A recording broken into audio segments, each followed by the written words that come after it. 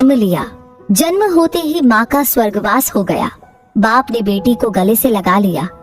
रिश्तेदारों ने लड़की के जन्म से ही ताने मारने शुरू कर दिए कि पैदा होते ही माँ को खा गई, मनहूस है। पर बाप ने कुछ नहीं कहा। अपनी बेटी का पालन पोषण शुरू किया। खेत में काम करता और बेटी को भी खेत ले जाता, काम भी करता और भागकर बेटी को भी संभालता।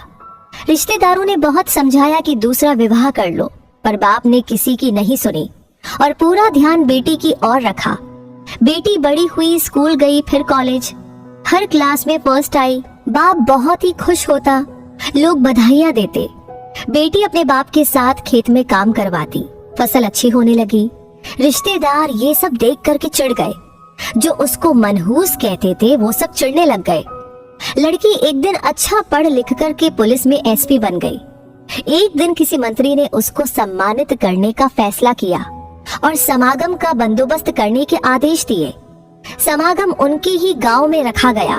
मंत्री ने समागम में लोगों को समझाया कि बेटा बेटी में फर्क नहीं करना चाहिए, बेटी भी वो सब कुछ कर सकती है जो बेटा कर सकता है।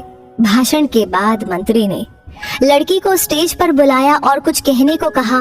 लड़की ने माइक पकड़ा और कहा, मैं आज जो भी हूँ अपने बाबुल यानी अपने पिता की वजह से हूँ, जो लोगों के ताने सहकर भी मुझे यहाँ तक ले आए, मेरे पालन पोषण के लिए दिन रात एक कर दिया। मैंने माँ नहीं देखी और ना ही कभी पिता से कहा कि माँ कैसी थी, क्योंकि अगर मैं पूछती तो बाप को लगता कि शायद मेरे पालन पोषण में कोई कमी रह गई। मेरे लिए पिता से बढ़कर कुछ भी नहीं। बाप सामने लोगों में बैठकर आंसू बहा रहा था। बेटी की भी बोलते बोलते आंखें भर आई। उसने मंत्री से पिताजी को स्टेज पर बुलाने की अनुमति ली। पिताजी स्टेज पर आए और बेटी को गले लगाकर बोले, रोती क्यों है बेटी, तू तो मेरा शेर पुत्र है। तू ही कमजोर पड़ गया तो मेरा क्या होगा। मैंने तुझको सारी उम्र हंसते देखना है। बाप बेटी का प्यार देखकर सबकी आंखें नम हो गई। मंत्री ने बेटी के गले में सोने का मेडल डाला। लड़की ने मेडल उतारकर बाप के गले में डाल दिया। मंत्री ने कहा, ये क्या किया? तो लड़की बोली, मेडल को उसकी सही जगह पहुंचा दिया और कहा, इसके असली हकदार है मेरे पिताजी। समागम में तालियां बज उठी। ये उन लोगों के लिए सबक है जो बेटियों को चार दीवारी में रखना पसंद करते हैं।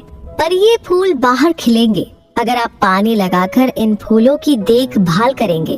तो दोस्तों, ये कहानी आपको कैसी लगी? इस कहानी के बारे में आपकी क्या राय है? कमेंट सेक्शन में लिख करके हमें जरूर बताइए। लाइक आपने कर दिया है तो इस कहानी को ज्यादा से ज्यादा लोगों के साथ शेयर करें। और आपके जो लाइक्स होते हैं, कमेंट्स होते हैं, जो आप शेयर करते हैं, ये सभी हमारे लिए होता है असली मोटिवेशन ऐसी कहानियों पर काम करके आप तक पहुंचाने के लिए। तो हमेशा ऐसी कहानी आपको मिलती रहे, उसके लिए हमारे पेज को फॉलो करना ना भूलें। मैं अभी के लिए आपसे कहूंगी धन्यवाद। मिलेंगे बहुत जल्दी ही।